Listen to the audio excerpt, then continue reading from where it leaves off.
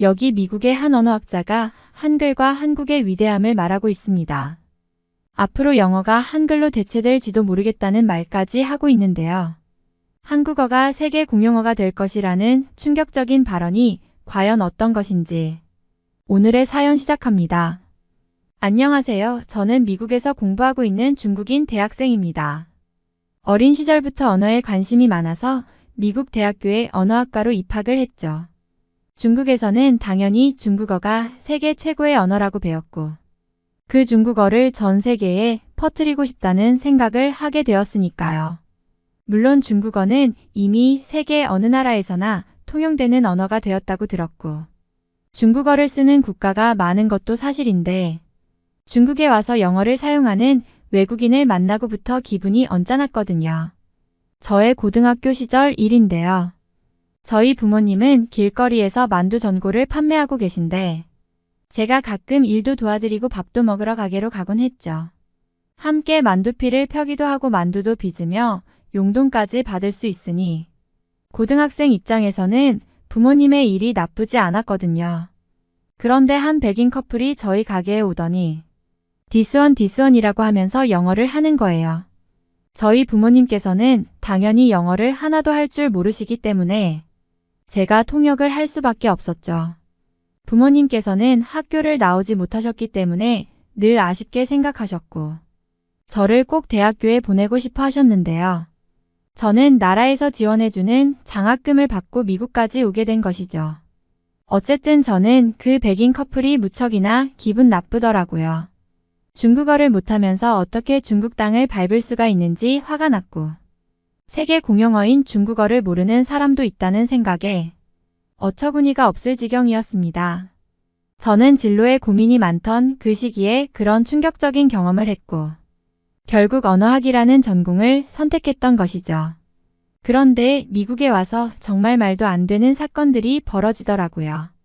미국 사람들은 그 누구도 중국어를 할 줄 몰랐고 저의 짧은 영어 실력만으로 이곳에서 살아가야 한다는 것이 무척이나 답답하고 짜증이 날 지경이었거든요. 그나마 미국에 살고 있는 중국인 친구들을 제법 만났고 그들과의 커뮤니티 형성과 차이나 타운 덕분에 버틸 수 있었죠. 그리고 또 하나의 새로운 사실을 알게 되었는데요. 미국 사람들은 저희 중국인들을 굉장히 배척하려 하고 있고 아시아와 중국인에 대해 관심조차 주려 하지 않더라고요. 제가 중국에서 배우기로는 세계 모든 나라의 사람들이 중국을 사랑하고 중국인이 되고 싶어 한다고 들었는데 오직 미국이라는 나라만 이런 현상이 있는지 제가 괜히 미국에 왔다는 생각까지 들었죠. 그래도 저의 전공은 언어학이고 이 기회를 제대로 살려서 영어가 아닌 중국어가 세계 최고의 언어임을 반드시 증명해내리라 다짐을 하는 결정적인 계기가 되었습니다. 그런데 한 가지 놀라운 사실을 알게 되었는데요. 같은 학과에 다니는 한국인 학생은 저와 다르게 미국인 현지 친구들 사이에서 굉장히 인기가 좋고 누구나 친해지고 싶어하는 사람이라는 소문까지 들었거든요. 제가 생각하기로는 한국은 중국보다 낮은 나라임이 분명하고 미국인 입장에서 대국인 중국을 더욱 좋아할 것임이 확실한데도 한국을 더욱 좋아한다는 것을 이해할 수 없었습니다. 어쩐지 느닷없이 다가와서는 제게 한국인이냐고 묻는 미국인들도 많았고 중국인이라고 말하면 욕을 하고 가버리는 경우도 많았죠. 심지어 교수님들조차도 한국 학생에 대한 애정을 보여주고 한국인의 의견이 듣고 싶다며 괜히 말을 걸기도 하더라고요. 저의 가장 친한 친구인 왕수펑은 같은 대학교 역사학과에 다니고 있는데 그 강의실에서도 비슷한 현상이 일어난다는 사실을 알았죠. 그런데 이번에 수업 도중 정말 충격적인 말을 듣게 되었습니다. 언어학과 전공 교수님께서 말도 안 되는 이야기를 해주셨거든요. 갑자기 영어보다 위대한 글자가 있다고 하시면서 한국에 대해서 말씀을 시작하시더라고요. 한국은 한글이라는 문자가 있고 그 문자를 15세기에 세종대왕이 만들었다면서 세계 역사상 문자를 발명한 사람이 누구인지 아는 나라는 오직 한국뿐이라고 했죠. 또한 지금 21세기에 보아도 과학적이고 체계적인 글자이며 한글 하나만 보더라도 한국의 기술이 얼마나 위대한지 알 수 있을 정도라고 하더라고요. 현재 아무리 인공지능이 발전하고 우수한 혁명적 과학기술이 등장했어도 한글보다 더 나은 문자는 발명하기 어렵다고 말하더라고요. 저는 들을수록 정말 어이가 없었습니다. 중국의 한자는 갑골문 시대부터 이어져 내려온 수천 년 된 문자이고 한자만큼 글자가 다양하고 많은 문자는 이 세상에 존재하지 않거든요. 또한 한자는 뜻이 있는 글자라서 단 하나의 글자만으로 의미를 부여할 수 있고 번체자와 간체자가 있어서 같은 의미의 한자라도 다르게 쓸 수도 있으니까요. 세계에서 제일 위대한 문자는 한자임이 틀림없고 영어보다도 한자가 세계에서 가장 많이 사용하는 문자인데 저 교수님은 뭘 잘못 알고 말씀하시는 것이 분명했습니다. 교수님 또한 한자를 모르는 서구라파의 잘못된 교육을 받고 자랐기에 저렇게 엉터리 주장을 늘어놓는 것이 뻔하죠. 심지어 한국의 한글이라는 글자는 한자를 베낀 것이고 한자와 모양이 비슷한 글자가 많은 것으로 알고 있는데요. 한자의 짝퉁인 글자를 저렇게 옹호하고 좋게 보는 것은 원조인 한자를 무시하는 행동과 전혀 다름이 없었습니다.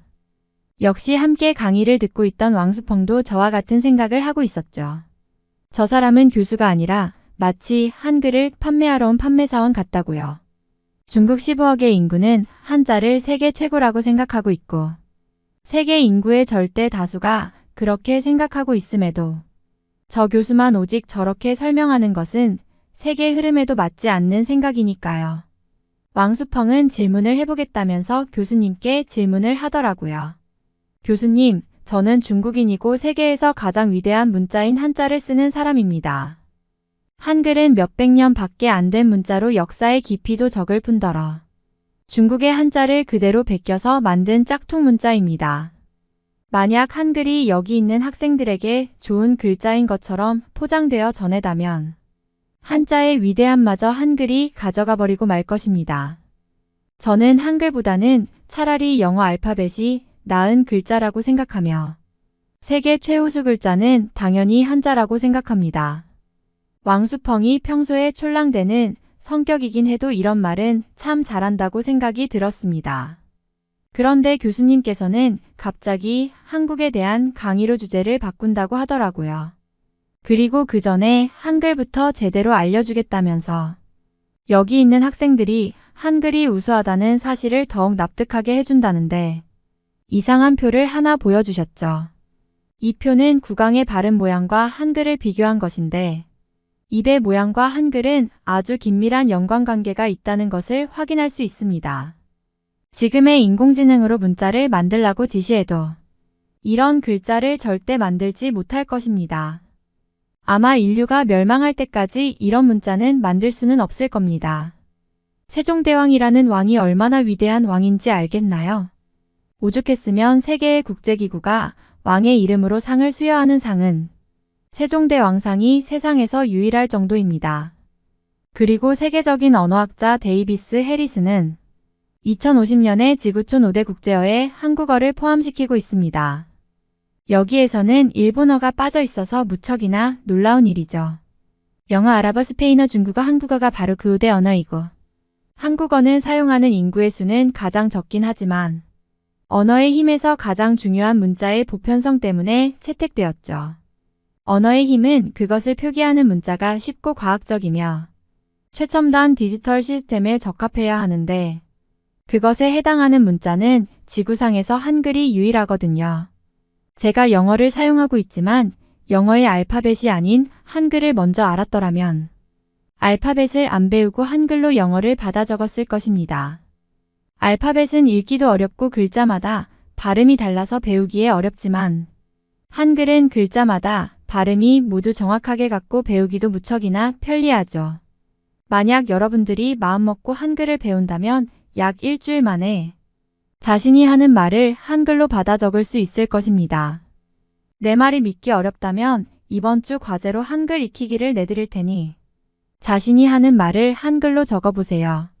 한 번만 익힌다면 굉장히 쉽게 한글을 적을 수 있을 것입니다. 학생들은 과제라는 소리에 질색하면서도 한글이 그렇게 쉬운 글자냐는 것이 정말 말도 안 된다는 소리를 하면서 반신반의 하더라고요. 역시 저도 마찬가지였죠. 한글이 그렇게 쉽고 편리하고 과학적이라면 세계 공용 글자로 지정해서 사용해야 맞는데 지금은 오직 한국에서만 한글을 사용하고 있잖아요. 그런데 나중에 알게 된 사실이지만 인도네시아의 특정 부족에서는 한글을 이미 자신의 글자로 채택해서 쓰고 있고 실제 한글 교과서까지 만들어낼 정도로 말도 안 되는 일이 벌어지고 있다고 하죠. 여기에 더해 교수님은 갑자기 한국에 대해 설명하기 시작했습니다. 그리고 여러분들은 한국이라는 나라를 꼭 가보셔야 합니다.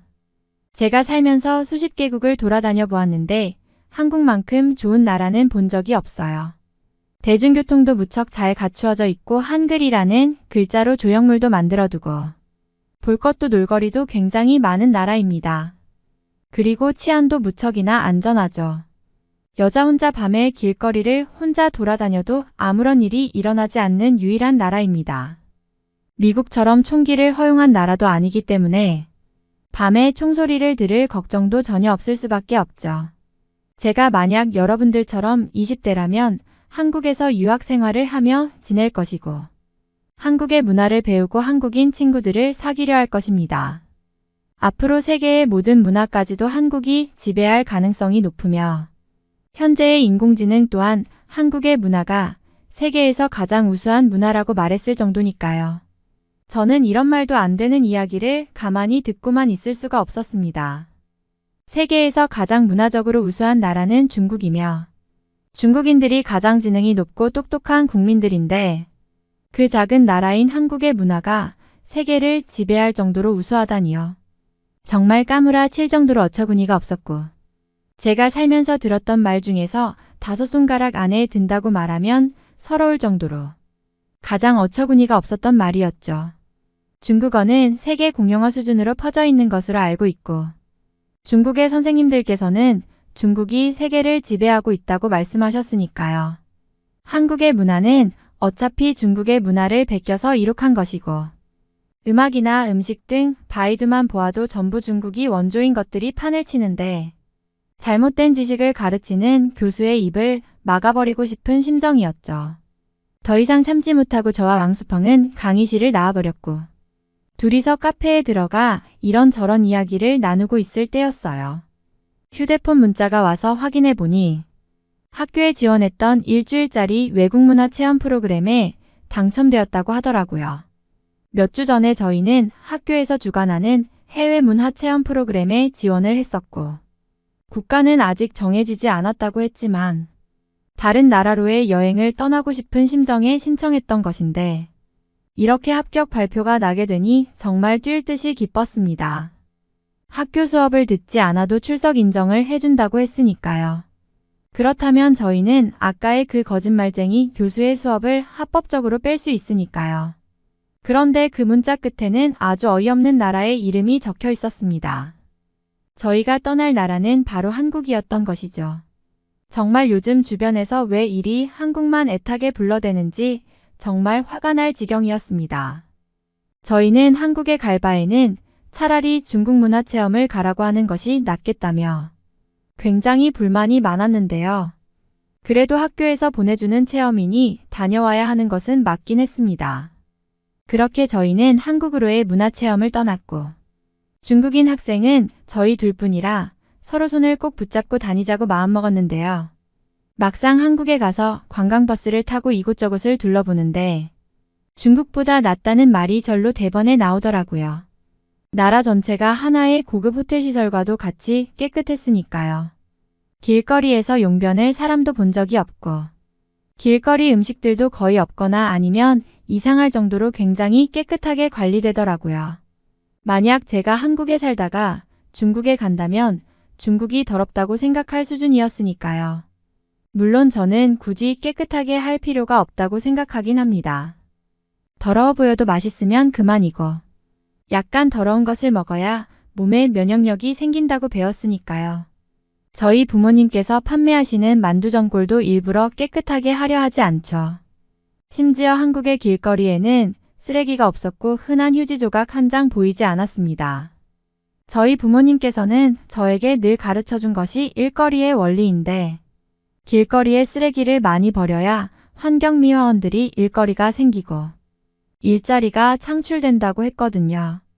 또한 더러운 것을 먹은 사람들이 병에 걸려야 병원에 가게 되니 병원 사람들이 먹고 살 수가 있는 것이고요. 서로가 서로의 일자리를 만들어주면서 공생하는 관계가 바로 현대의 위대한 중국을 만들었다고 했죠. 그런데 한국은 그런 미덕을 보이는 사람이 하나도 없었고 역시 환경미화원조차 보이지 않을 정도로 굉장히 인심이 팍팍해 보였습니다. 저희라도 쓰레기를 버려주려고 하는데 미국인 학생들이 저희의 모습을 보고는 마구머라고 하더라고요. 그들은 경제 원리를 제대로 모르고 있으며 아직 세상 물정을 모르는 것이 분명했죠. 그래도 한국은 생각보다 많이 발전한 것으로 보였고 솔직한 생각으로는 베이징보다 발달한 것으로 보이긴 했습니다. 그런데 한국 여행에서 한 가지 신기한 일이 있었는데요. 한국에 오기 전에 언어학 시간 교수님 때문에 한글을 접했던 적이 있었고 그 교수님의 과제를 하느라 한글을 외웠었는데요. 한국 길거리에 보이는 한글 간판들이 눈에 들어오기 시작했고 저와 왕수펑은 그것을 막힘없이 술술 읽어나가는 지경에 이르렀거든요. 오죽했으면 다른 학과 학생들이 저희 보고 혹시 한국인이 아니냐고 물어볼 정도였죠.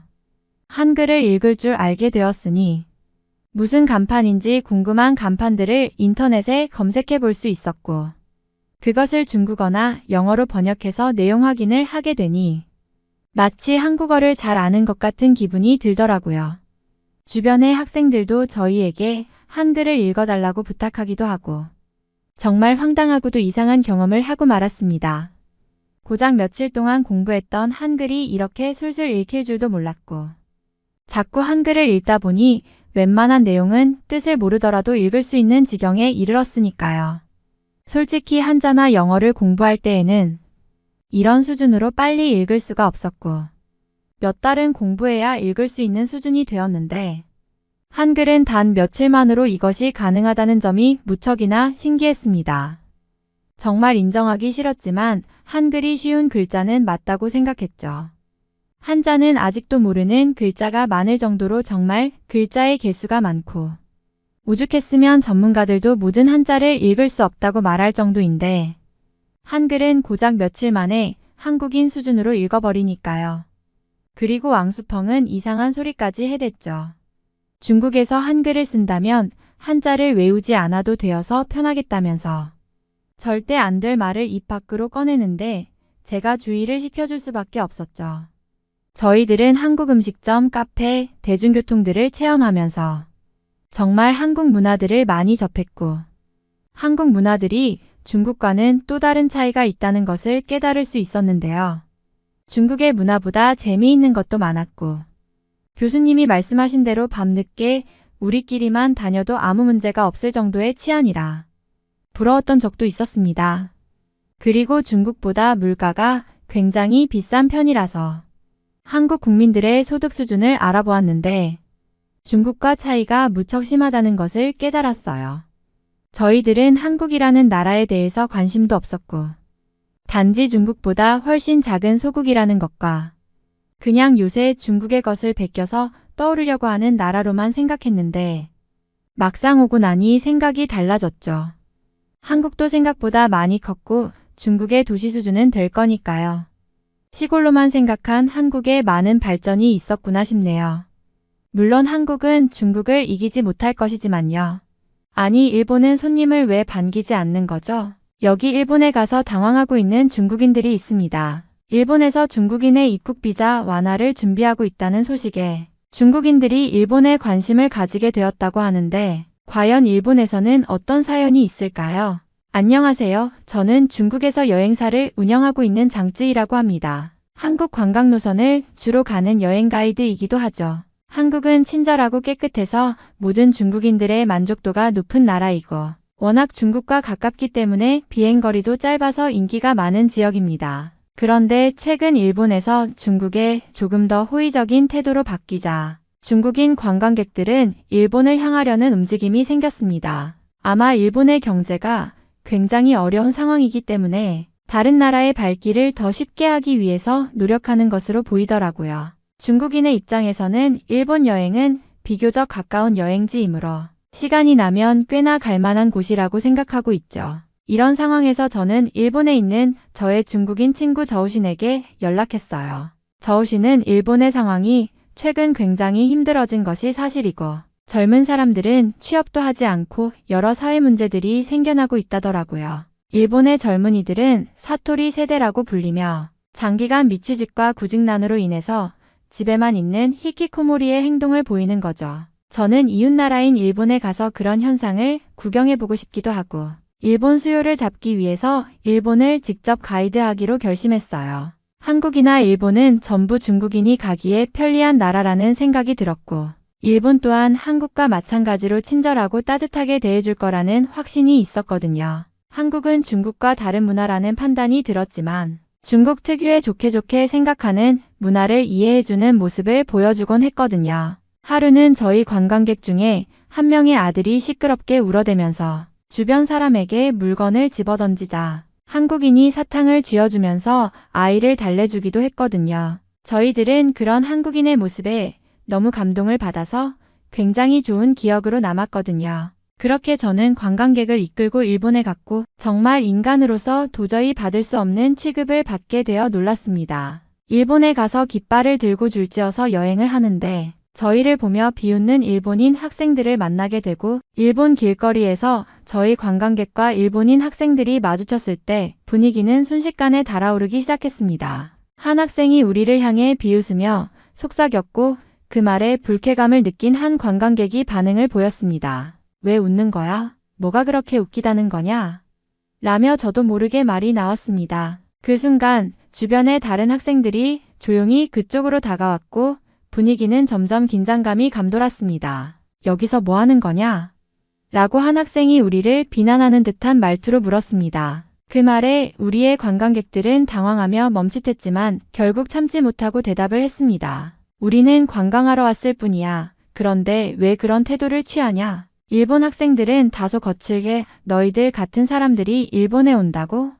라고 비꼬는 말을 덧붙였습니다. 그때 그들의 비웃음과 조롱이 점점 더 심해지면서 일부 관광객들이 화가 나기 시작했고 몇몇이 반박하면서 말싸움이 일어나기 시작했습니다. 주변을 지나던 일본인들도 흥분한 모습을 보였고 다른 관광객들도 긴장을 느끼며 이를 지켜보고 있었습니다. 순간 저는 이 상황을 어떻게 풀어야 할지 몰라 당황스러웠습니다. 분위기는 점점 악화되었고 결국 경찰이 도착하기 전에 그들을 분리시켜야 했습니다. 경찰이 도착했을 때 상황은 이미 꽤 긴장감이 돌고 있었습니다. 그런데 경찰이 우리를 대할 때의 태도는 그야말로 예상치 못한 것이었습니다. 경찰관은 매우 불쾌한 표정으로 우리를 쳐다보며 마치 우리가 문제의 중심에 있는 사람인 양 대했습니다. 여기서 뭐 하는 거냐? 왜 이렇게 소란을 피우고 있냐?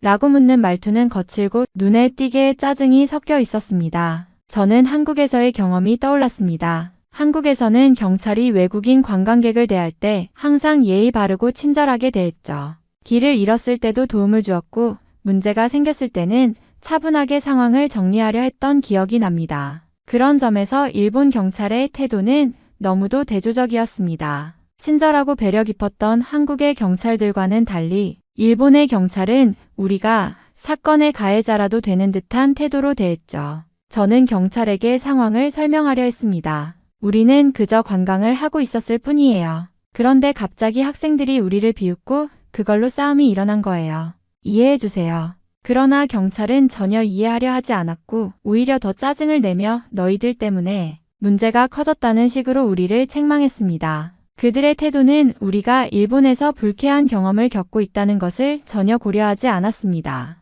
이 사건을 통해 저는 일본의 일부 사람들이 여전히 외국인에 대해 배타적이고 그런 태도가 경찰을 포함한 공공기관에까지 영향을 미친다는 것을 깨달았습니다. 한국에서 느꼈던 따뜻함과 배려는 전혀 다른 문화적 차이를 겪게 만든 경험이었습니다. 일본의 호텔에 도착했을 때 저는 이미 여러 번의 여행 경험을 통해 기대감을 가지고 있었습니다. 하지만 호텔 방에 들어서자마자 실망감이 몰려왔습니다. 청소 상태가 매우 불량했기 때문입니다. 바닥에는 먼지와 쓰레기가 흩어져 있었고 특히 창문 주위에는 오래된 먼지가 쌓여 있었습니다. 침대 시트 역시 깨끗하지 않았고 어떤 곳에서는 오래된 얼룩이 보였습니다. 실내의 공기는 탁하고 냄새도 불쾌했습니다. 무언가 오래된 방에 들어온 듯한 느낌이었죠. 저희 관광객들은 그 사실을 알자마자 모두 불만을 표출하기 시작했습니다. 이게 뭐야? 왜 이런 곳에 우리가 머물러야 해?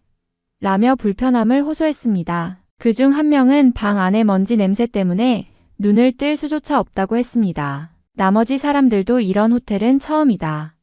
라고 말하며 불쾌감을 드러냈습니다. 저는 그 즉시 호텔 프론트 데스크에 연락을 했습니다. 하지만 그들이 보인 반응은 기대와는 달리 매우 형식적이었고 문제 해결을 위한 진지한 태도는 찾아볼 수 없었습니다. 죄송합니다. 불편을 드려서 죄송합니다. 다른 방으로 옮겨드리겠습니다. 라고 말은 했지만 대체로 그들이 제시한 해결책은 너무나도 형식적이고 실질적이지 않았습니다. 그 방을 바꾸어 달라고 했을 때 방은 여전히 청소 상태가 불완전하고 냄새가 심했죠. 한국에서 경험했던 호텔들은 항상 깨끗하고 직원들이 친절하게 대응해 주었기에 이런 상황이 더욱 충격적으로 다가왔습니다. 한국에서는 비슷한 상황이 발생하면 호텔 직원들이 적극적으로 사과하고 즉시 문제를 해결하려고 했지만 일본에서는 그런 자세가 전혀 느껴지지 않았습니다. 물론 일본 전반에 대한 이미지를 그저 한 호텔의 경험만으로 평가할 수는 없지만 그 순간만큼은 매우 실망스러웠습니다.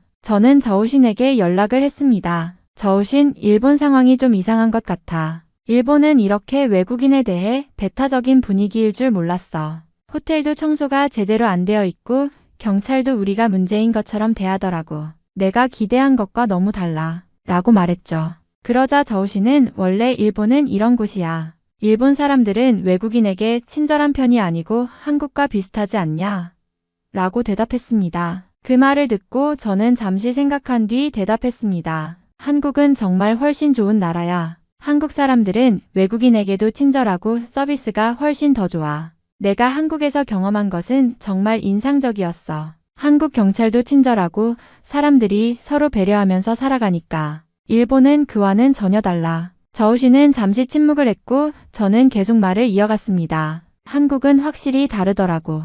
한국에서 사람들이 어려운 상황에 처했을 때 서로 도와주고 배려하는 모습이 자주 보여. 예를 들어 내가 한국에서 길을 잃었을 때 친절하게 길을 알려주고 도와준 사람들이 많았어. 그런 모습은 일본에서는 좀처럼 보기 힘든 것 같아. 저우씨는 여전히 그럴 수도 있지만 일본은 그래도 역사나 문화적인 면에서 특별한 점이 있어라고 말했지만 저는 그 대답을 이해하면서도 마음속에서는 여전히 한국이 더 좋다고 생각했습니다. 한국은 제게 더 따뜻하고 친절하며 외국인도 존중받는 느낌을 주었으니까요. 그런 점에서 저는 한국에 대한 애착이 더욱 강해졌고 일본에서 겪은 불편한 경험은 그 차이를 더 확실하게 느끼게 해줬습니다. 결국 저는 저우신에게 부탁을 했습니다. 저우신, 일본에서 이런 상황이 너무 이상하니 우리와 함께 다니면서 일본의 맛집들을 소개해줄 수 있겠어? 저우신은 흔쾌히 응답하며 우리와 함께 일본의 여러 맛집을 다니기로 했습니다. 그와 함께 일본의 전통적인 음식들을 경험하는 것은 기대되는 일이었죠. 저우신은 일본에 대한 현지 정보를 잘 알고 있었기에 우리에게 유익한 가이드를 해줄 거라고 믿었습니다. 하지만 첫 번째 음식점에 들어갔을 때부터 분위기는 예사롭지 않았습니다. 우리가 단체로 들어가자 음식점 직원들은 다소 쌀쌀맞은 태도로 맞이했습니다. 직원들은 우리에게 아무런 인사도 없이 자리를 안내했지만 뭔가 불편한 기운이 흘렀습니다. 메뉴를 고르고 주문을 하려고 했을 때 직원들이 갑자기 중국인 단체 손님은 받지 않는다는 말을 덧붙였고 그 말에 모두 당황했습니다. 저희는 단체 손님을 받지 않아요. 다른 곳을 찾아보세요. 라고 정중하게 말은 했지만 그 뉘앙스는 명백히 불쾌함을 내포하고 있었습니다. 우리는 당황하며 자리를 떠나야만 했고 그런 대접을 받은 것에 대해 불만이 쌓였습니다. 저우신도 눈에 띄게 당황한 기색을 보였습니다. 그는 우리에게 일본에서 외국인, 특히 중국인에게 이런 태도를 보이는 경우가 많다라고 설명하며 조금은 부끄러워하는 듯 보였습니다. 그 다음으로 갔던 또 다른 음식점에서는 상황이 더욱 악화되었습니다. 식사를 하려고 자리에 앉자마자 한 직원이 다가와서 우리의 테이블을 확인하고는 바로 중국인은 일본에 오지 말아라는 말을 내뱉었습니다. 그 말은 우리가 듣기에 너무나 모욕적이었고 모두들 충격을 받았습니다. 우리 중 한 명이 이게 무슨 말이냐? 고 반박하자 그 직원은 아무런 해명도 없이 무시하듯 돌아갔습니다. 저우신은 그 상황에서 머뭇거리며 일본의 일부 사람들은 정말 그런 생각을 가지고 있어. 한국보다 중국인에 대한 반응이 훨씬 부정적일 때가 많다라고 말했지만 그 말에 대해서는 더 이상 할 말이 없었습니다. 그때부터 저는 일본을 다시는 방문하지 않겠다고 마음을 굳혔고 이번 여행에서 겪은 불쾌한 경험은 일본에 대한 제 생각을 크게 바꿔놓았습니다. 관광객들은 점점 더 불만을 표시하기 시작했습니다. 일본에서의 불쾌한 경험들이 쌓이고 점점 그들의 불만은 폭발 직전까지 이르게 되었습니다. 이건 도대체 뭐야? 우리가 왜 이렇게 대접받아야 하냐? 이런 나라에 왜 우리가 여행 왔어? 이건 정말 말도 안 돼. 한 명이 화를 내며 말을 덧붙였습니다. 우리는 이런 대접을 받을 생각으로 온 게 아니야. 이제 전액 환불해줘야 해. 저는 당황스러웠습니다. 상황을 진정시키기 위해 최대한 차분하게 말을 꺼냈지만 그들은 이미 화가 나고 있었습니다. 환불은 어렵습니다. 이미 예약한 사항이니 전액 환불은 불가능합니다. 라고 대답했지만 그들은 여전히 내 말을 듣지 않았습니다. 우리는 이런 대접을 받을 이유가 없어. 여행의 의미가 없잖아. 한 명이 계속 소리를 지르기 시작했어요. 그들의 불만은 계속해서 커졌고 결국 거리 한복판에서 큰 소리가 울려 퍼졌습니다. 우리는 돈을 주고 왔고 기대한 만큼의 서비스는커녕 오히려 불쾌한 대접을 받았어. 이게 여행이냐? 이렇게 끝낼 수는 없다.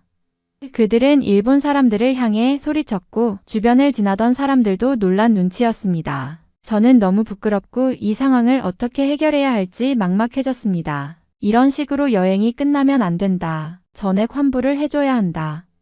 그들은 점점 더 고집을 부리며 계속해서 소리쳤고 그 소리는 거리 곳곳에 울려 퍼졌습니다. 저희 일행이 이렇게 소란을 피우는 상황에서 일본 사람들의 시선은 차갑고 불편해 보였습니다. 결국 저는 한 명씩 진정시키려고 했지만 그들의 분노는 쉽게 가라앉지 않았습니다. 그들은 중국 특유의 문화인 무조건 요구 방식으로 해결되지 않으면 끝까지 물고 늘어지는 모습이었습니다. 저는 이 상황을 더 이상 참을 수 없었고 일본에서의 경험이 얼마나 불쾌했는지 그들이 왜 이렇게까지 요구하는지를 이해하게 되었습니다. 결국 관광객들은 반응을 보이지 않는 저와 저우신을 비난하며 일본에서의 여행은 결국 불행하게 이어지게 되었습니다. 그런데 상황이 점점 더 어려워져 갔습니다. 관광객들은 계속해서 환불을 요구하며 소란을 피우고 저는 어떻게든 이 상황을 해결해야 했습니다. 하지만 전액 환불은 도저히 불가능했고 그들의 분노는 더욱 커졌습니다. 그때 저는 갑작스레 한 가지 묘책을 떠올렸습니다. 여러분, 잠시만요. 제가 조심스럽게 말을 꺼냈습니다. 환불은 어렵지만 대신 다른 방법을 제시할 수 있어요. 제가 다음 주에 다른 팀과 한국 여행을 가게 되는데 여러분을 그 여행에 무료로 초대할 수 있습니다. 한국은 일본과 많이 다르죠. 친절하고 사람들도 훨씬 따뜻해요. 그곳에서의 여행을 직접 경험하시면 이번 일본에서의 경험이 상쇄될 거예요. 관광객들은 순간 당황한 듯 했지만 이내 서로 작은 대화를 나누었습니다. 한 명은 한국 여행이 뭐가 다르냐? 고 물었고 다른 한 명은 그렇게 말하는데 한국에서의 여행이 과연 그렇게 좋을까? 라는 반응을 보였습니다. 저는 그들에게 한국 여행에 대해 설명하기 시작했습니다. 한국은 정말 다릅니다. 사람들은 친절하고 음식도 훨씬 맛있고 여행지 또한 여러분이 생각하는 것보다 훨씬 더 풍부해요. 제가 직접 겪었던 경험으로는 한국에서 정말 따뜻하고 환대받는 느낌을 받았죠. 일본과는 확실히 달라요. 그들이 조금씩 고개를 끄덕이며 관심을 보이기 시작했습니다. 저는 그 기회를 놓치지 않고 계속 설득했습니다. 만약 한국 여행을 하게 되면 제가 여러분을 모두 잘 챙기고 최고의 경험을 드리겠습니다. 이번 일본의 불쾌한 경험을 다시 생각하지 않도록 도와줄 수 있어요. 그럼 환불 대신 한국 여행을 즐기면서 일본에서의 불편함을 잊어보는 게 어떨까요? 그제야 관광객들 중 몇 명이 조금씩 마음을 돌리기 시작했습니다. 그렇게 말한다면 한번 한국에 가는 것도 나쁘지 않겠네. 한 명이 말하며 고개를 끄덕였습니다. 한국 여행이라면 그나마 위로가 될 것 같아. 결국 대부분이 한국 여행 제안을 수락하고 환불 대신 한국 여행을 떠나기로 결정을 내렸습니다. 그렇게 겨우 환불을 막을 수 있었고 저는 불안했던 마음을 조금이나마 가라앉힐 수 있었습니다. 그들에게 이번 일본 여행은 불편했지만 한국 여행이 새로운 경험이 될 것이라고 설득하며 일행을 다시 진정시킬 수 있었습니다. 이로써 한편으로는 이 사태를 넘길 수 있었지만 또 다른 면에서는 일본에서의 경험이 우리 모두에게 큰 교훈이 되었음을 깨닫게 되었습니다. 그런데 저우 씨는 제 말을 들은 후 여전히 일본과 한국의 차이에 대해 회의적인 태도를 보였습니다. 한국은 일본과 다르지 않아. 둘 다 외국인에 대해 크게 다를 게 없고 결국 중국이야말로 세계 최고의 나라지. 그는 자신감 있는 목소리로 말했죠. 그의 말에는 중국에 대한 자부심이 가득 묻어 있었습니다. 하지만 저는 그 말에 동의할 수 없었습니다. 그렇게 간단히 일본과 한국을 동일시할 수 없다고 느꼈기 때문이죠. 저우신 그렇게 말할 수도 있겠지만 한국은 분명히 달라. 제가 조심스럽게 답했습니다. 한국은 그들의 문화와 사람들이 정말 다르고 외국인에게도 친절하고 따뜻해. 한국에 갔을 때 나는 그곳에서 정말 좋은 기억들을 많이 만들었어. 사람들이 어떻게 그렇게 친절하게 대할 수 있는지 정말 놀랐지. 일본과는 달라. 그들의 서비스와 문화는 확실히 다른 점이 많아. 저우 씨는 잠시 말없이 듣고 있었지만 여전히 중국이 가장 뛰어난 나라라는 믿음을 놓지 않고 있었습니다. 하지만 저는 계속해서 한국에서의 좋은 기억들을 떠올리며 말을 이어갔습니다. 한국에서 나는 정말 감동적인 순간들을 많이 경험했어. 길을 잃었을 때도 사람들이 적극적으로 도와줬고 어떤 때는 심지어 내가 찾는 음식점까지 데려다 주기도 했어. 한국의 사람들은 정말 친절하고 그곳에서의 경험은 내게 큰 의미였어. 저희 관광객들은 일본에서의 마지막 날 자유여행을 떠났습니다. 대부분은 이제 남은 시간을 최대한 즐기고 싶어 했고 일본의 거리를 돌아다니기로 했죠. 하지만 그 자유여행이 진행될수록 점점 불편한 기운이 감돌았습니다. 몇몇 관광객들은 마치 중국에서 하던 것처럼 여기저기 돌아다니며 가격을 흥정하기 시작했습니다. 그들은 일본의 상점에서 물건을 살 때마다 가격을 깎으려고 했고 때로는 목소리를 높여 소리치며 흥정을 시도했죠. 이 가격은 너무 비싸. 더 싸게 해줘. 여기서는 이렇게 해도 되잖아. 라며 주변 사람들이 놀랄 만큼 큰 소리로 이야기하는 모습이었습니다. 저는 그 모습이 상당히 찜찜하게 느껴졌습니다. 물론 중국에서 그런 행동은 흔히 볼 수 있는 일이지만 일본에서는 그렇게 행동하는 것이 매우 부적절하다는 생각이 들었습니다. 일본에서 물건을 사는 건 단순한 흥정을 넘어서 그들의 문화에 맞지 않는 행동일 수 있다는 것을 잘 알았기에 불편한 감정을 느꼈죠. 일본은 일반적으로 가격이 정해져 있고 흥정 문화가 없는 나라였으니까요. 그뿐만 아니라 몇몇 관광객들은 옷가게에서 비싼 옷을 마음껏 입어보면서 이거 너무 비싸. 어떻게 이렇게 비싸게 팔 수 있지? 라고 소리치기도 했습니다. 일본의 옷가게 직원들이 그들을 따라다니며 조심스럽게 안내를 해도 그들은 전혀 의식하지 않고 마치 대수롭지 않다는 듯 행동했죠. 이거 일본에서 이렇게 입으면 안 돼. 라는 생각이 들었지만 그들은 전혀 개의치 않았습니다. 그들의 행동을 보며 저는 조금 찜찜한 기분을 떨칠 수 없었습니다. 일본에서 그런 행동을 하는 것은 그들의 예절과 문화를 존중하지 않는 것 같았고 그 모습이 주변 사람들에게 불쾌감을 줄 수 있다는 사실을 인식하지 못한 채 계속해서 행동하는 게 안타까웠습니다. 그런 모습을 보며 중국에서는 이게 문제가 되지 않겠지만 일본에서는 결코 이런 태도를 보이면 안 되겠구나 하는 생각이 점점 더 강하게 들었습니다. 저는 그들이 조금 더 일본 문화에 맞는 방식으로 행동했으면 좋겠다는 마음을 품고 그들에게 부드럽게 말하려고 했습니다. 여러분, 일본에서는 그런 방식으로 행동하면 조금 부적절해 보일 수 있어요.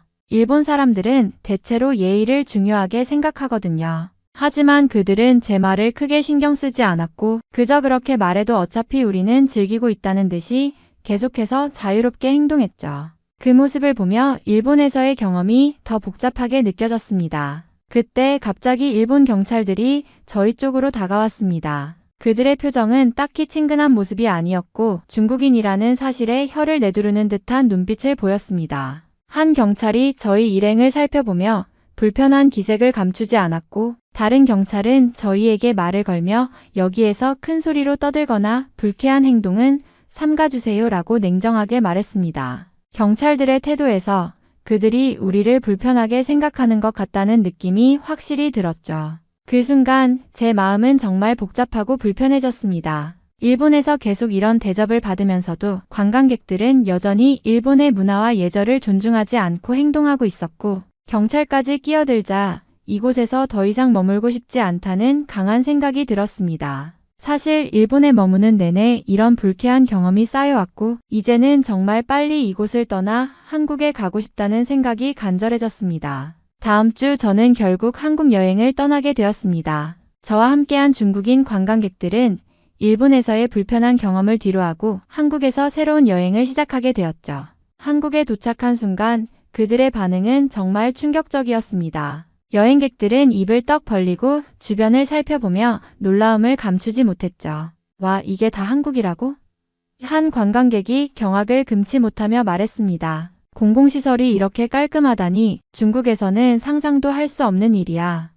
한국의 공공시설은 정말 깨끗하고 정돈된 모습에 모두가 감탄했습니다. 화장실, 버스 정류장, 지하철역 등 어디를 가든지 항상 깔끔하게 관리되어 있었고 그들은 그 작은 디테일까지 감동을 받았습니다. 특히 쓰레기통 하나 없이도 거리에서 쓰레기가 거의 없다는 점은 그들에게 매우 인상 깊었죠. 도시 환경 역시 너무나도 깨끗하고 정리된 모습이었습니다. 고층 빌딩들이 줄지어 서 있지만 도시 전역이 신기하게도 혼잡하지 않고 질서정연하게 유지되고 있는 것이었죠.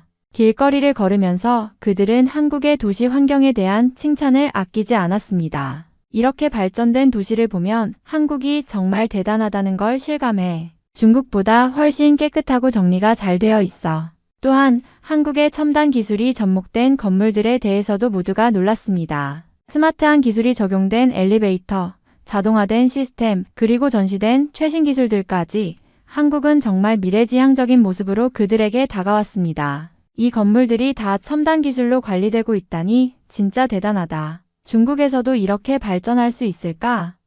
그들은 기술적인 발전을 보며 한국의 기술력에 감탄을 금치 못했습니다. 그뿐만 아니라 숙소에 도착해서는 한국의 온돌 방식을 보고 또 한 번 깜짝 놀랐습니다. 온돌? 이게 바로 그 전통적인 난방 방식이라고?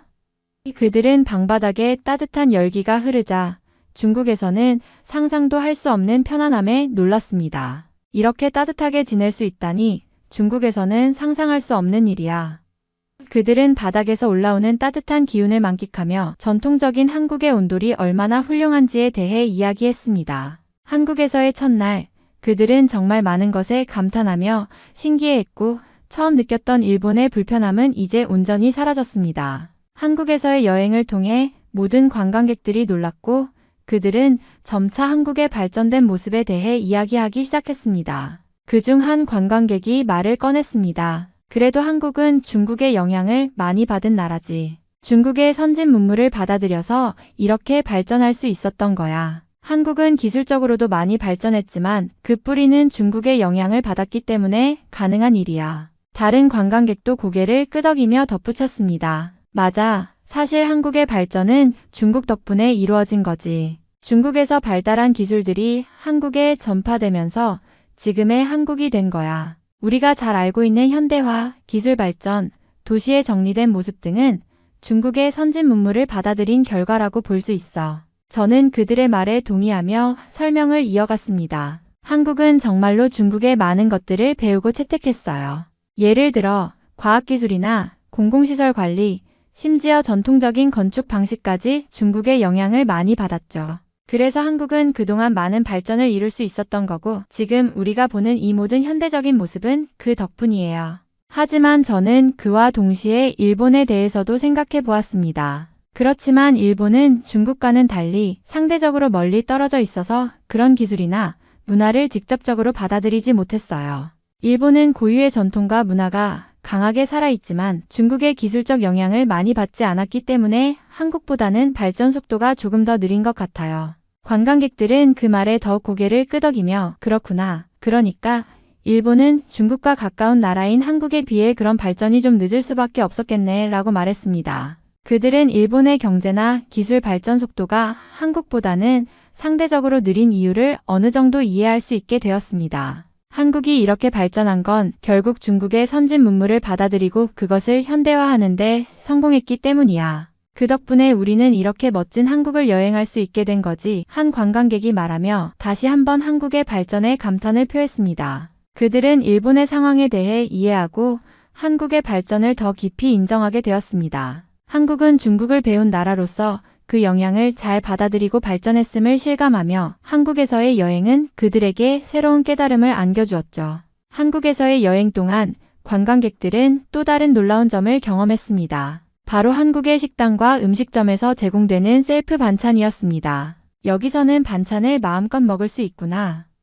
관광객들은 식사를 하면서 무제한으로 제공되는 반찬들에 감탄을 금치 못했죠. 여러 가지 맛있는 반찬들이 한 상에 차려지며 가격이 저렴하다는 사실에 모두들 더욱 놀랐습니다. 중국에서는 이렇게 반찬이 무료로 제공되는 곳이 거의 없지 않나요? 이곳에서는 마음껏 먹을 수 있어서 정말 기분이 좋아요. 라며 그들은 한국 식사 문화에 매료되었습니다. 그뿐만 아니라 한국의 교통 시스템도 그들에게 매우 인상 깊었습니다. 지하철 요금이 이렇게 저렴하다니, 이렇게 저렴한 가격으로 여기저기 여행할 수 있다니 너무 좋다며 그들은 기쁨을 감추지 못했습니다. 한국의 지하철은 저렴한 요금에 비해 편리하고 효율적이었고 다양한 관광지로 쉽게 이동할 수 있었죠. 우리는 마음껏 돌아다닐 수 있고 돈이 그렇게 많이 들지 않아서 여행이 훨씬 편해졌어요. 이처럼 한국은 관광객들에게 놀라운 가격 대비 높은 품질을 제공하며 편리하고 경제적인 여행을 가능하게 해주었습니다. 그들은 이제 일본에서 경험했던 불편함을 잊고 한국에서의 쾌적한 여행을 만끽하고 있었습니다. 한국은 정말 다르다. 여기서는 정말 마음껏 여행할 수 있어. 가격도 저렴하고 무엇보다도 모든 게 편리하고 깔끔해. 라며 한국의 매력에 빠져들고 있었습니다. 한국 여행을 마친 후 관광객들은 한국이 일본보다 훨씬 낫다는 말을 입에 올리기 시작했습니다. 일본에서는 모든 게 불편하고 사람들도 차갑게 대했잖아요. 그런데 한국은 다르네요. 깨끗하고 친절하고 가격도 저렴하고 한 관광객이 말하자 다른 사람들도 고개를 끄덕이며 동의했습니다. 맞아요. 일본보다는 한국이 훨씬 나아요. 여기선 정말 편하게 여행할 수 있었어요. 그들은 한국에서의 경험을 통해 일본에서의 불편한 기억을 모두 잊고 한국에 대해 매우 긍정적인 인상을 갖게 되었습니다. 관광객들이 이렇게 입을 모아 한국을 칭찬하는 모습을 보며 저도 저의 선택에 대해 다시 한번 생각해보게 되었죠. 일본 노선은 다시 가지 않을 거야. 저도 그 생각을 확고히 했습니다. 일본에서의 불편한 대접, 따가운 시선, 그리고 무시당하는 경험들, 그 모든 것들이 제 마음속에 남아 있었고 그에 비해 한국은 정말 따뜻하고 친절한 나라이었습니다. 한국에서 관광객들과 함께 즐겁고 편안한 여행을 할 수 있었고 그들이 일본과 비교해 한국이 훨씬 더 나은 나라라고 이야기하는 걸 들으니 저도 다시는 일본을 선택하지 않겠다고 결심했습니다. 한국이 이렇게 좋은 나라였구나. 저도 이제 한국의 장점들을 제대로 알게 되었고 앞으로 일본보다는 한국을 더 많이 방문할 계획을 세우게 되었습니다. 그리고 한편으로는 중국보다 한국이 나은 것 같다는 생각이 들어 이 현실을 믿고 싶지 않았고 제가 왜 한국인이 아니고 중국인인지에 대한 우울함마저 들더라고요. 모든 중국인들이 한국을 훨씬 선호하고 중국보다 잘 사는 곳이라고 생각을 하고 있는데 중국에서는 여전히 낙후된 곳, 천지인 것이 믿어지지 않았거든요. 정말 한국을 자주 가면서 좌절이 들 뿐이고 일본은 상황이 분명히 심각하다는 사실을 느낄 뿐이네요. 여기 한국과 싸우면 3초 만에 한국을 점령할 거라고 호언장담하는 중국인이 있습니다. 한국의 군사력은 중국의 발끝에도 못 미친다면서 큰 소리를 치고 있는데요. 현재 여기저기에서 전쟁 위험이 감지되고 있는 상황에서 과연 저 중국인은 무슨 말을 하고 있는 것일까요? 안녕하세요. 저는 미국의 대학교에서 군사학을 공부하고 있는 엘리입니다. 저는 재미동포 3세로 한국인에 가까운 사람이죠. 과거 한국은 한국전쟁을 겪으면서 전쟁의 끔찍한 참상을 보았고 전쟁이라는 것이 절대 일어나지 않아야 한다고 생각합니다. 제가 군사학과에 온 이유도 전쟁을 막기 위해서이고 그러기 위해서는 강력한 군사력이 바탕이 되어야 한다고 생각하기 때문입니다. 사실 저의 증조할아버지께서는 당시 한국에서 한국전쟁에 참전하셨다가 소식이 아예 끊겨버린 채로 행방불명이 되어버리셨고 할아버지는 구두 닦기 생활을 오래 하시다가 경제적으로 너무 힘들어서 80년대에 아메리칸 드림을 꿈꾸며 미국에 오셨다고 하죠. 그런데 미국의 생활도 만만치가 않았다고 합니다.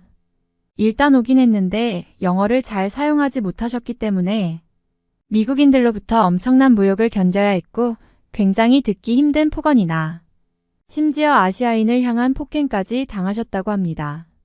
인종차별이 무지막지하게 심해서 얼굴을 가리고 다니고 싶을 정도였다죠. 사기도 굉장히 많이 당하셔서 돈도 많이 잃으셨다고 해요. 솔직히 괜히 미국에 왔다고 생각한 적이 한두 번이 아니고 매일이었다고 솔직하게 가족에게 털어놓으시기도 했습니다.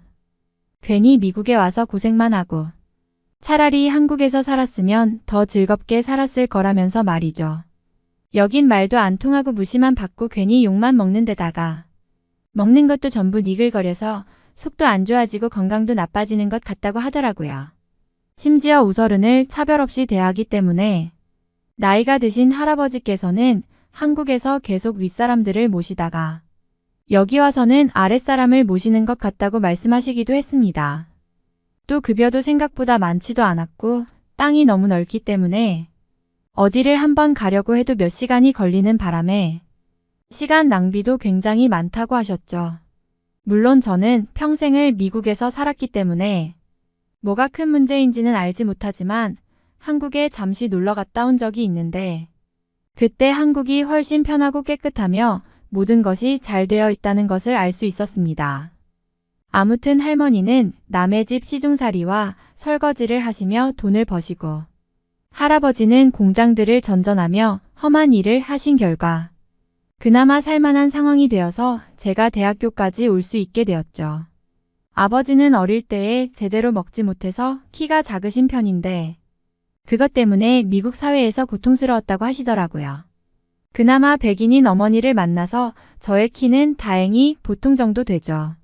그리고 저는 한국의 인기가 미국에서 굉장히 좋아졌을 때에 태어났고 현재는 아예 한국 사람이라고 말하면 친해지려고 다가오는 경우가 많아요.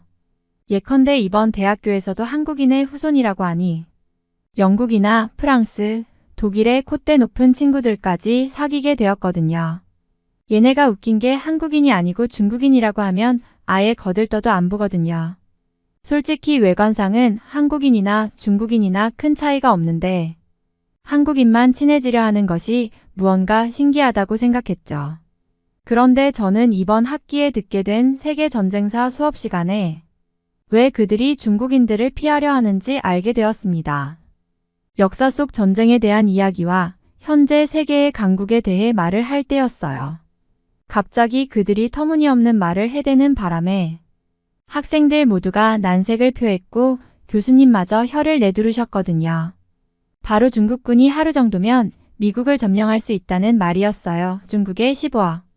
인구는 세계에서 가장 많은 인구수를 자랑하는 데다가 최첨단 중국산 수많은 무기들이 있기 때문에 미국은 물론 그 어느 나라 군대를 데려와도 무조건 승리한다는 자신감이 있었거든요.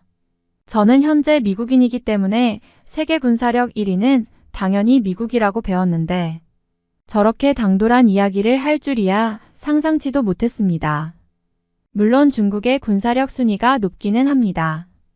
2위가 러시아이고 3위가 중국이잖아요. 그런데 저는 그 진실을 알고 있습니다. 군사력을 평가할 때에는 영토 면적과 나라의 경제력을 보는데 사실상 인구를 중요하게 보거든요. 중국은 많은 인구 덕분에 군사력이 높게 잡히는 것뿐이고 사실상의 2위를 한국이라고 생각하고 있습니다.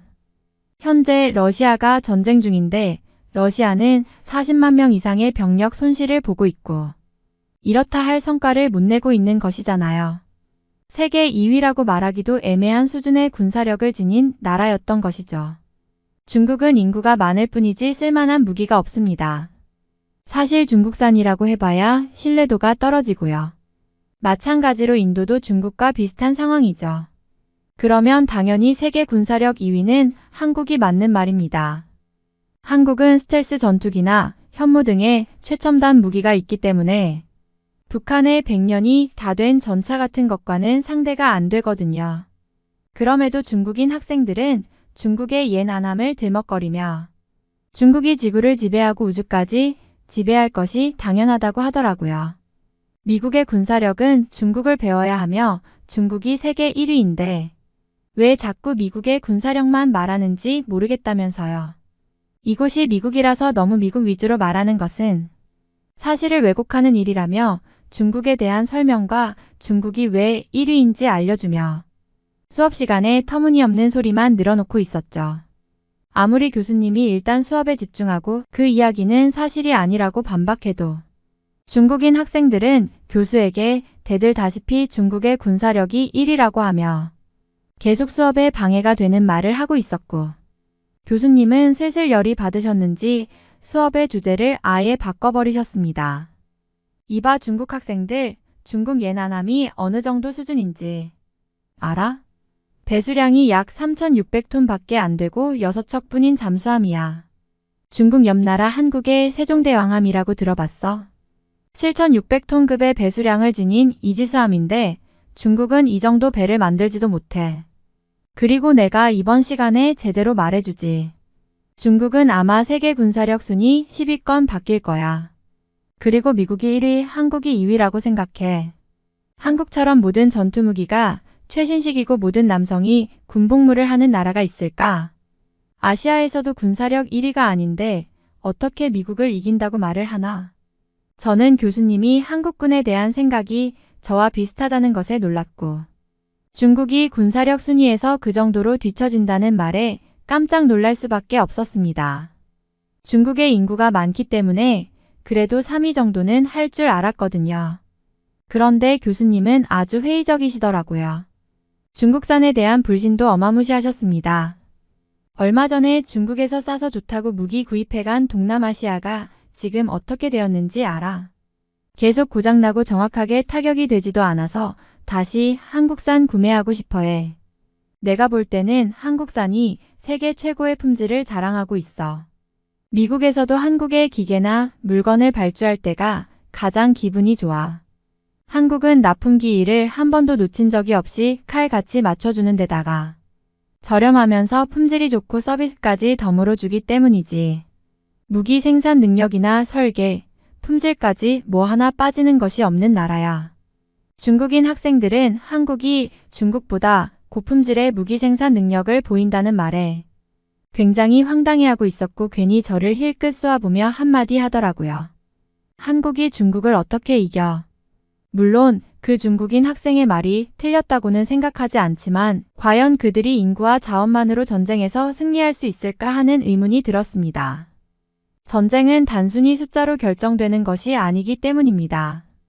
물론 대규모 병력을 보유하는 것은 중요하지만 그 군대가 얼마나 잘 훈련되고 얼마나 효과적으로 작동할 수 있는지가 더 큰 문제라고 생각합니다.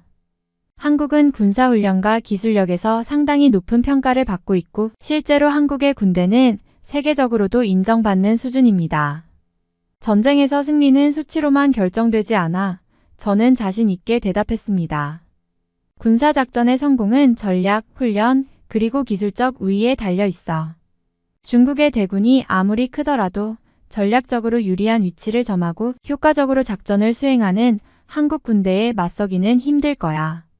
교수님은 제 말을 듣고 고개를 끄덕이며 추가적으로 설명해 주셨습니다. 한국은 고도로 훈련된 군대와 첨단 무기를 보유하고 있어.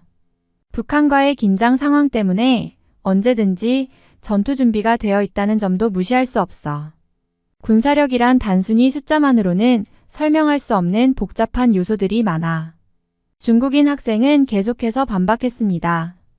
교수님께서 한국에 대한 정보를 얼마나 잘 알고 있다고 생각하시나요? 저희가 가진 자원과 인구는 세계에서 가장 큰 군대와 첨단 기술을 지원할 수 있어요. 한국이 아무리 뛰어난 무기를 만들더라도 우리는 양적으로 압도적이기 때문에 결국 이길 수밖에 없습니다. 교수님은 역시 그런 말을 할 줄 알았다는 표정으로 대답했습니다.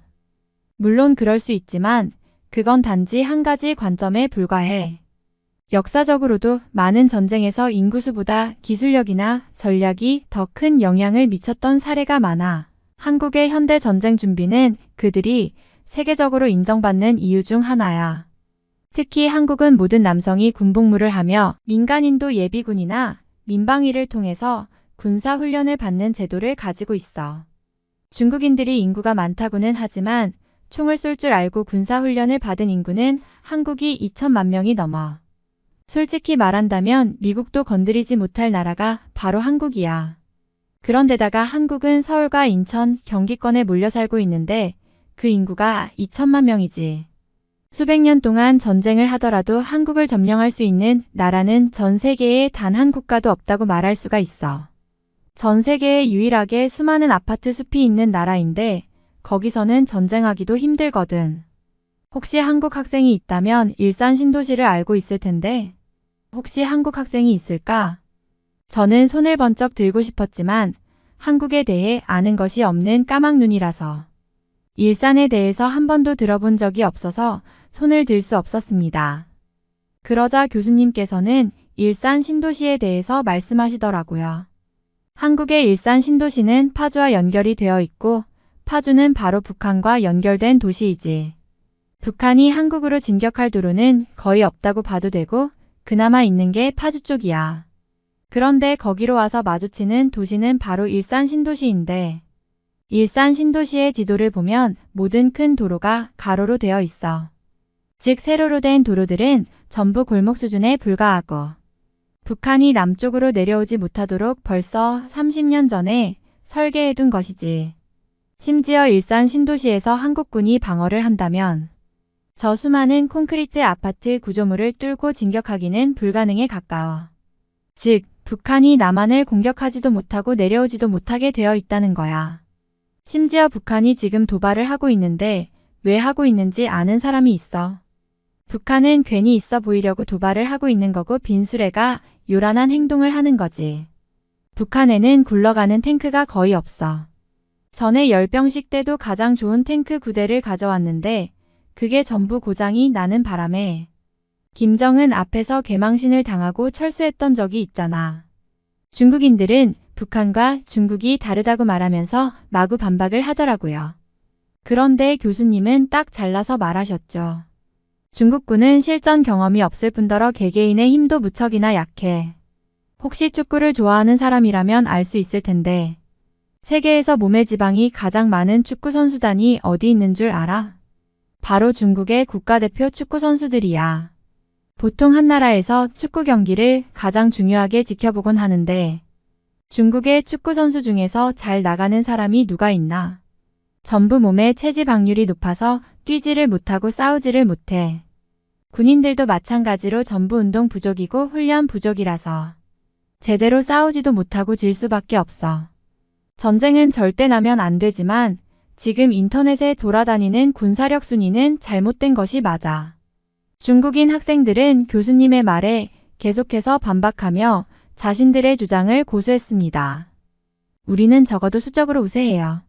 대규모 전투에서 우리는 끊임없이 병력을 보충할 수 있으니까요. 그들의 주장은 계속해서 이어졌지만 교수님은 굳건히 입장을 유지하셨습니다. 수적 우위는 중요하지만 그 자체로 승리를 보장하지는 않아. 과거의 전쟁들을 봐도 더 많은 병력을 보유한 쪽이 항상 이긴 것은 아니야. 전략과 전술, 그리고 훈련이 결합되어야만 진정한 군사력이라고 할 수 있어. 교수님의 말은 군사학을 전공하는 저에게도 많은 생각을 하게 만들었습니다. 더군다나 중국은 부대의 훈련 수준이 많이 떨어진다는 사실을 알아야 해. 세계 각국의 군대가 진행하는 다양한 전술 훈련에 비해 중국의 군대는 실전 경험이 부족하거든. 전투에서의 경험은 무척이나 중요한 요소야. 전투 상황에서 어떻게 행동할지를 아는 것과 모르는 것은 엄청난 차이를 만들어. 교수님은 조용히 대답하셨습니다. 중국인 학생 중 한 명이 입을 열었습니다. 그래도 우리는 엄청난 자원과 인구가 있어요. 기껏해야 한국의 무기가 뛰어난 건 알겠지만 우리는 대량으로 무기를 만들 수 있고 언제든지 병력을 보충할 수 있어요. 그 순간 교수님은 진지한 표정으로 그 학생을 바라보았습니다. 그렇지만 그 자원이 진정으로 효율적으로 사용될 수 있을까? 단순히 숫자만으로는 군대의 효과를 극대화할 수 없어. 현대 전쟁에서는 기술, 정보전, 그리고 민첩성이 필수적이야. 한국은 이런 요소들을 잘 활용하고 있어. 저는 교수님의 말에 동의하며 한 발 더 나아갔습니다. 한국의 군대는 그들의 기술적 우위뿐만 아니라 전투 경험을 통해 배운 교훈들도 쌓여 있어요. 북한과의 긴장 상황 속에서 지속적인 훈련과 준비로 실력을 다져왔죠. 이러한 경험들은 단순히 숫자로는 대체할 수 없는 소중한 자산이에요. 교수님이 제 말에 추가적으로 덧붙였습니다. 한국은 짧은 징병 기간 동안 많은 남성들이 군사 훈련을 받기 때문에 민간인도 쉽게 군사작전 참여가 가능해. 그들은 전투 경험이 없는 사람들보다 상황에 대처하는 능력이 뛰어난 거지. 중국군은 민간인이 도와줄 수가 없어 15억 중에서 14억 넘게 총을 본 적도 없을 텐데 중국인 학생들은 자신의 주장을 굽히지 않으면서도 서로를 쳐다보며 불안한 기색을 드러냈습니다. 그러던 중 교수님이 잠깐 정적을 유지한 후에 다시 말했습니다. 군사력은 단순히 숫자나 자원으로만 평가할 수 없다는 점을 기억해야 해. 전략과 기술 그리고 경험이 결합되어야만 진정한 승리를 가져올 수 있어. 중국이 세계 군사력 1위라고 주장하는 것은 그저 과대 포장일 뿐이야. 교수님의 말은 저에게도 많은 생각을 하게 했습니다. 중국의 군사력에 대한 자신의 믿음이 전부가 아니라는 것을 깨닫게 된 것 같았습니다. 전쟁의 참혹함을 몸소 느꼈던 조상들의 경험과 역사 속에서 한국의 군사력은 단순히 수치로 평가될 수 있는 것이 아니라는 점을 더 깊이 이해하게 된 듯 했습니다. 교수님이 수업을 마무리하시면서 강조하신 말이 아직도 제 머릿속에 남아 있습니다. 우리는 과거의 아픈 기억을 잊지 말아야 해. 전쟁은 어떤 이유로든 절대 일어나서는 안 돼. 그리고 전쟁을 방지하기 위해서는 평화를 유지할 수 있는 실질적인 군사력과 전략이 필요하다는 것을 항상 명심해야 해. 현재 한국과 북한이 긴장 관계에 놓여 있다고 하고 불안한 것도 있긴 하지만 전쟁은 절대 일어나서는 안 되는 거라는 사실을 다시금 깨달았죠. 할아버지께서는 늘상 저에게 전쟁이 절대 일어나면 안 되고 미국에 와서도 한국에서 전쟁이 나지 않게 기도해야 한다고 하셨거든요. 한국의 군사력은 싸우기 위한 군사력이라고 보기보다는 다른 나라가 한국을 절대 위협할 수 없도록 높여둔 군사력으로 보는 것이 좋다고 느꼈어요. 또한 미국에서도 한국의 군사력을 높이 보고 있다는 것을 알게 되니 무언가 기분이 뿌듯하고 좋기도 했죠. 교수님께서는 수업이 끝난 후에 저를 불러내셔서 사실 한국인의 후손인 것을 알고 있다며 오늘 이야기 중에 불편한 것은 없었는지 저를 세심히도 챙겨주시더라고요. 저는 오히려 한국군이 그렇게 군사력이 높은지에 대해서 구체적으로 알게 되어서 좋았다는 말씀을 드렸고 교수님과 이런저런 이야기를 할 수 있었죠. 그리고 교수님께서 말씀하신 내용들은 전부 사실에 근거하고 한국이 미국 다음으로 군사력 순위는 높지만 한국의 서울이나 인천 등의 수도권에서의 방어력은 미국보다 높은 전 세계 최강이라며 한국이 안전한 나라임을 다시 강조해 주셨죠. 그리고 한국의 위대한 영웅 중에 이순신 장군이 있는데 그분은 단 12척의 함대로 일본군을 전멸시킬 정도로 막강한 지략의 소유자라고 말씀해 주시면서 교수님이 가장 존경하는 인물이라고 하더라고요.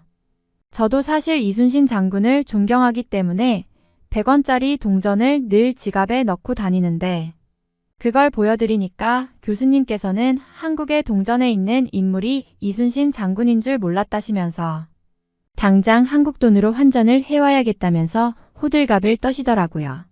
그러면서 한국은 왜 100원이라는 작은 돈에 이순신 장군을 그려두었는지 모르겠다며 10만원권에 들어가도 부족한 인물이 바로 이순신 장군이라며 말씀하셨죠.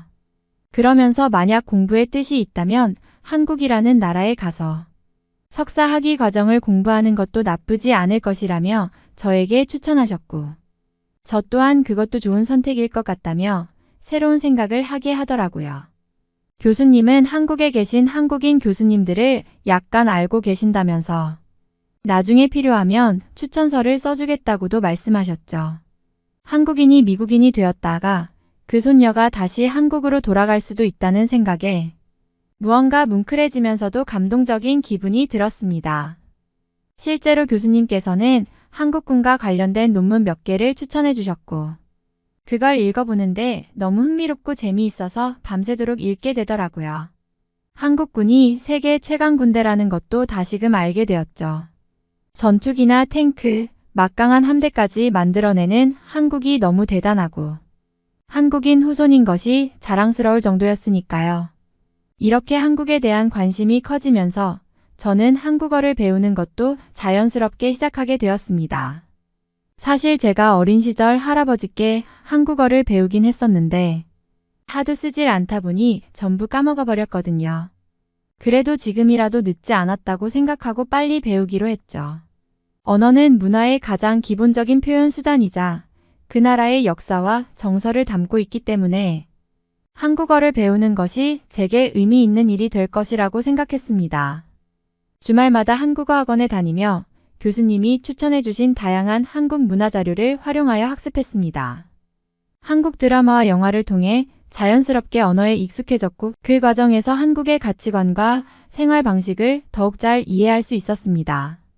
특히 가족과의 유대관계, 친구들 간의 정, 그리고 공동체의 중요성이 한국 사회에서 어떻게 자리 잡고 있는지를 느낄 수 있었죠. 수업 외에도 한국의 전통 문화와 현대 문화를 탐방하는 대회도 적극 참여했습니다. 한국 음식의 다양성과 깊이를 알게 되고 한식 만들기 체험을 통해 요리의 즐거움도 느꼈습니다. 김치, 비빔밥, 불고기 등 여러 요리를 직접 만들어 보며 그 속에 담긴 의미와 역사에 대해서도 배웠습니다. 특히 제가 만든 김치는 다소 엉성했지만 가족과 친구들에게 나누어주며 그들과의 소통이 더 깊어지는 기분이었습니다. 한국 문화체험은 물론이고 한국어까지 배우니 한국이 너무 가고 싶어지고 얼른 졸업을 할 날만 기다리고 있습니다. 그리고 최근 놀라운 소식 한 가지를 들었는데요.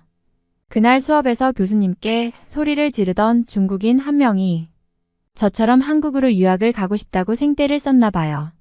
한국에 대해 제대로 찾아보고 공부한 결과 중국보다 낫다는 사실을 알았다고 하더라고요.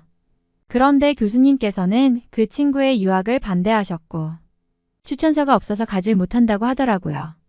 안타깝지만 저라도 얼른 한국에 가고 싶습니다. 한국에서의 석사 생활이 너무 기대되고 한국의 매력에 더 빠지고 싶으니까요. 이번 사연은 여기서 마무리하도록 하겠습니다. 끝까지 시청해주셔서 감사드립니다. 좋아요와 구독은 영상 제작에 큰 힘이 됩니다. 꼭 한 번씩만 눌러주세요. 더욱 재미있는 사연으로 돌아오겠습니다. 감사합니다.